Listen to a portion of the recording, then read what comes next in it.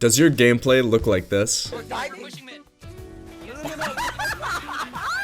Then I have the perfect guide for you today. I'm going to be teaching you how to get insane mechanics in League of Legends. And you might be asking, why do I even want good mechanics? Can't I just play Garen and press R on them? Sure, you can, but still, there's going to be a lot of fundamental stuff that you're missing out on. What I'm going to teach you applies to any champion, even if you play Garen or if you play something like Zed or Yasuo, like a super mechanical champ. So first, let's talk about what are mechanics. Mechanics are pretty much having good control and accuracy over your champion, so you're able to kite and space enemies with good precision, dodge abilities, and even land your own abilities. I'm a very mechanical player, and this allows me to take fights when I'm even down 1,000 gold and like 2 levels. I'll still win the fight, just because I'm always outplaying my opponent, or at least playing the fight as good as I can. Having good mechanics even applies to jungle as well. You still need to kite your camps and make sure that your clears are optimal. I will say though, it impacts the most for laners, because if you have good mechanics, it makes the difference of let me just sit here and wait for my team to carry me versus let me go force a huge lead out of my opponent and solo carry the game. Before we get into the video, I just like to say subscribe if you haven't already, and if you want to learn more about getting good mechanics, I have a really in-depth guide in my school linked down below. Anyways, enjoy the video. The most important thing for your mechanics and the foundation of all of it comes from your movement. Having good movement is important because it allows you to dodge abilities and allows for more advanced stuff that we're going to get into later. How do you get good movement? Well, first, all you have to do is just start clicking back and forth. Get in the habit of always staying moving no matter what part of the game you're at. It is most important in your laning phase though. It's harder for the enemy to hit you if you're moving. So if you always stay moving, it'll just instantly help you with dodging. You might dodge an ability by accident just because you're moving around back and forth. So go into practice tool, pick any of your favorite champions, and just practice clicking back and forth and getting in that habit. If you can get this down, it's going to make everything else a lot easier. You also want to practice moving in between every single attack and ability so that you're either backing off quickly to avoid taking damage, or you're following the enemy after each attack to make sure you stick on top of them to get all of your damage off. I also recommend binding a keybind for A click. Personally, I use attack move click. It doesn't have that circle, so you just press A and then it instantly goes off. I'll use my right click to move around, and then I'll use my A click to damage them.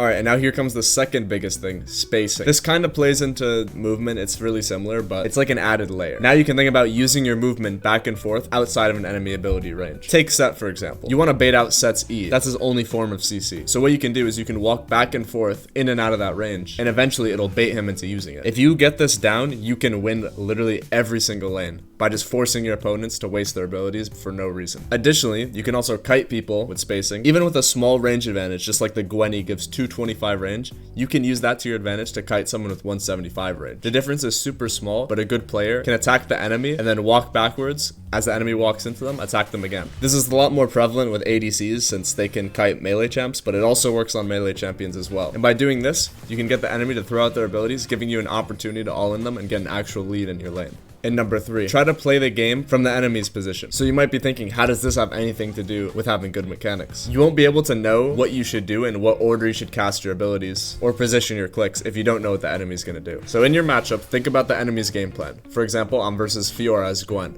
I know this guy wants to Q the vitals, so what am I gonna do? I'm gonna wait for that guy to Q into the vital, and then I'll press Q on him. If I EQ forwards, which seems like the most obvious autopilot thing that most people would do, Fiora's gonna dash to the side and hit your vital, and then you're gonna lose the trade. When I'm versus Set, I know he wants to stun me with his E into his W combo, so I make sure to just walk in and out of that range, bait his E, and then after that, I go for my all-in. If you're versus really good players too, they're gonna try to use their dashes or their flash to dodge your abilities. So it's good to keep this in mind and either hold your ability for their flash or even try to predict their flash and throw it out beforehand. I wouldn't recommend this one. It's a little risky. Only do it if you're in a situation where you have to predict it or you're gonna die. If you're new to the game and you don't really know how to figure out what the enemy's gonna do, as long as you know their abilities, you can kind of think about what order they want to use them and what their game plan is in the long run. Just by thinking like this, I can pretty much play out any single 1v1 scenario right in my head. And that's how I go into the game. I think, okay, let's say I'm playing Gwen versus Camille. What am I gonna do? Camille wants to trade with her shield and with her W. So what I'll do is I'll walk in and out of that W range, bait out the W, and then when I walk melee range, I don't use any of my damage until her shield runs out. And even if you envision an all-in where both players play it perfectly and you still lose, as long as you can mechanically outplay them and play your side perfectly, there's a very high chance that the enemy will mess it up. And that's how I'm taking these fights where I'm down 2-3 levels and 1,000 gold and I'm still winning. And this is why mechanics aren't even that hard. You just have to put a lot of focus into them. So I recommend doing this once you get a little better at most of the fundamentals of the game. I'm also just going to give some general tips for mastering mechanics. You want to be either a 1 or 2 trick, or at least just have a small champion pool. Don't play like 20 champs, a different champ every game, because you will never learn the mechanics for all of them. You will constantly be canceling auto attacks since you won't be used to the attack speed. You won't be used to the movement speed, and you won't even know your damage limits. You also want to think about the game plan for your champion. Are you stronger if you engage the fight, or do you want to react to their engage and then counter? For example, if you play something like Gwen, you want to be the one starting the fights.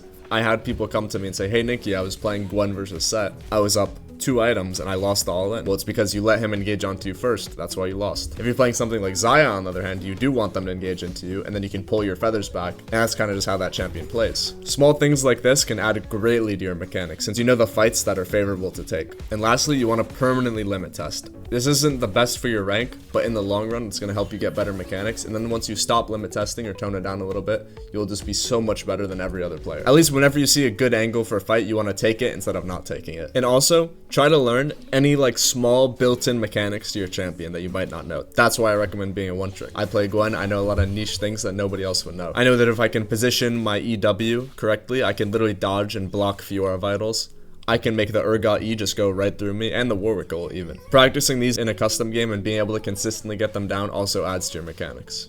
When you're trying to dodge abilities, there's usually 2 ways I go about it. I either walk one way, and then the second I hear the ability go off, I'll dodge back into the way I was going before. Or, I will literally just walk in a straight line. This one always throws people off, because they try to predict your movement. And be sure to mix it up. Don't always do one type of dodge. Sometimes you can walk back and forth and then walk in the direction like the first thing I said earlier. And sometimes you can throw in that walk in a straight line and then never see it coming.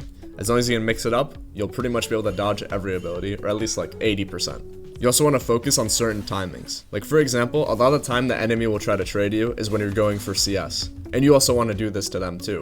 When you see the enemy go for CS, you want to trade them as well. Knowing this, I'm able to plan what I want to do around that. If I'm playing versus Gragas and I know he's going to try to barrel the wave when I go for the minions, I'll walk up to the wave as if I'm about to hit the minion. I'll bait out his barrel and then I'll walk backwards. And I'm still able to get the CS just because I baited him. But yeah, I hope that helps with your mechanics. They seem really hard to learn and teach, and most people think like, oh, it's just you need to have good hands. But no, that's not actually how it works. There's something that you can easily practice and get good at, just like any other skill in League. I just recommend perma-limit testing, trying to take as many fights as you can, and just lowering your champ pool down. And to end this video off, I want to throw in a quick little analysis of probably one of my best plays of all time, and just showing you every single thing I've talked about in this entire video, just showing it all in one clip. So pretty much, we start the fight off with a built-in mechanic on my champion that very few people know about. I edged the Fiora vital. She literally can't hit it at all. And since she struggles to hit it for so long, I end up just getting a big chunk. Then I kite backwards. I move back and forth, constantly moving and spacing and kiting. So we have literally everything right there, just moving back and forth. Then, the prediction. Insane. Like, that was probably one of the best predictions I've ever done. I knew the Fiora was going to flash into it, and that just gave me a free kill. So, this is literally, rewatch again, completely losing fight. Like, I should never go for this, by the way. I'm down an entire level, but I go for it anyways, while down in gold as well. And I still take the fight and win it just by being better, like, with mechanics. So, this is how good, like, focusing on your mechanics can be. So, just quick demonstration of what you can really do if you have good mechanics, and application of all these in a real game. But anyways, guys, hope you enjoyed this guide. If you have any specific mechanics questions or anything like that, just leave it in a comment and I'll try to get back to you.